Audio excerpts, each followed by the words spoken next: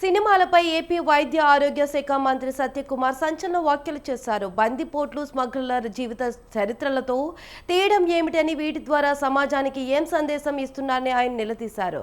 నంద్యాలలో ఓ పాఠశాల వార్షికోత్సవంలో పాల్గొన్న ఆయన ఇలాంటి సినిమాల ద్వారా చిన్నతనంలోనే విద్యార్థులను స్మగ్లర్లుగా మారాలని సందేశం ఇస్తున్నారా అని ప్రశ్నించారు.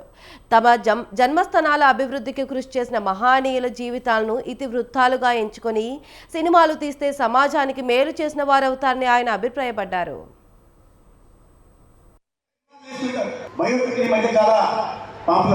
ఎవరిని తీస్తారా బయోపిక్లు అంటే వీరప్పని మీరు తీస్తారు, బందిపోటు పూలం దేవి మీరు చూస్తారు, లేకపోతే కేజీఎఫ్లోనో లేకపోతే ఇలాంటి సినిమాల మీద బయోపిక్లు తీస్తుంటారు. కానీ వాటి జీవితాల నుంచి మనం ఏం నేర్చుకోవాలి, వాళ్ళు ఏం సాధించారని మనం నేర్చుకోవాలి.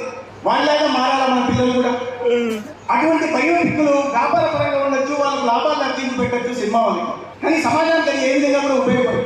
దాంట్లో ఏదో ఏ పాటలు అంటే వాటిని మధ్యలో పెట్టుకుంటారు, దాన్ని హిట్ చేసుకోవచ్చు. మా సినిమాకి ఇన్ని కలెక్షన్లు వచ్చాయి, ఇన్ని కలెక్షన్లు 8,000 కోట్లు వచ్చాయి, కానీ దానివల్ల ఎవరికి స్పర్ధల మీద మీరు సినిమాలు తీస్తే ఈ సమాజానికి ఉపయోగమే. ఏ రకమైన విలువల్ని మనం చిన్నపిల్లలకు నేర్పిస్తున్నాం, విద్యార్థులు ఎలా ఉండాలో నేర్పించే ప్రయత్నం చేస్తున్నామా, వాళ్ళ జీవితాన్ని ఆదర్శంగా తీసుకొని వాళ్ళకి చెప్తున్నామా. తల్లిదండ్రులు కూడా చూస్తుంటారు, ఆ పుష్ప సినిమా ఓటీటీలో పెట్టు చూడు పుష్ప చూపిస్తుంటారు.